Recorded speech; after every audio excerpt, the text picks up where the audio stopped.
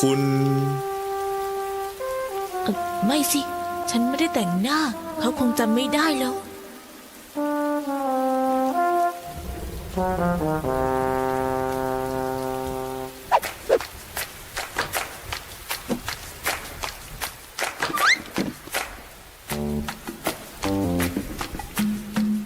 เดี๋ยวนี้ชายหนุ่มคุยกับนางฟ้าเขาไม่เรียกว่าท่านกันแล้วเหรอข้านั่งทางในแล้ว เจ้าคงไม่ใช่คนที่นี่สินะ มาที่นี่เพื่อสิ่งใดกันเหมือนเรื่องที่ปรารถนาจะไม่ค่อยราบรื่นเท่าไหร่ฮ่า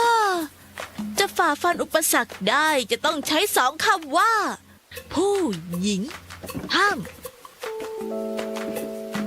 ปฏิเสธห้ามปฏิเสธ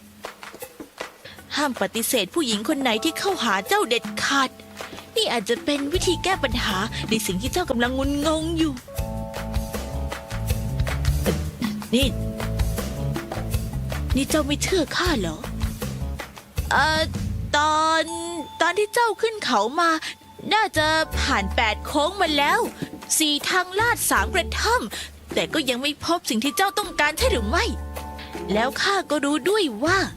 เดี๋ยวเจ้าจะเริ่มนับ1 ถึง 10บนท้องฟ้าจะมีสายรุ้งที่ทอดยาว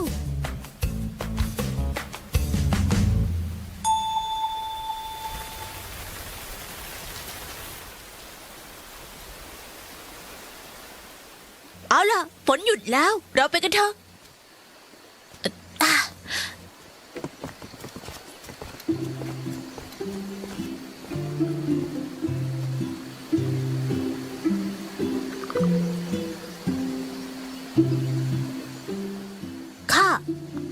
บอกเจ้าว่าไงนะข้าบอกว่าจะมีสายรุ้งใช่ไหม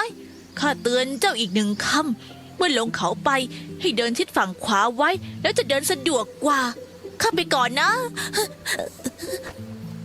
เสื้อกั๊กคุณหล่นแล้ววิมเมเลนเสื้อกั๊กคุณหล่นขอบคุณค่ะ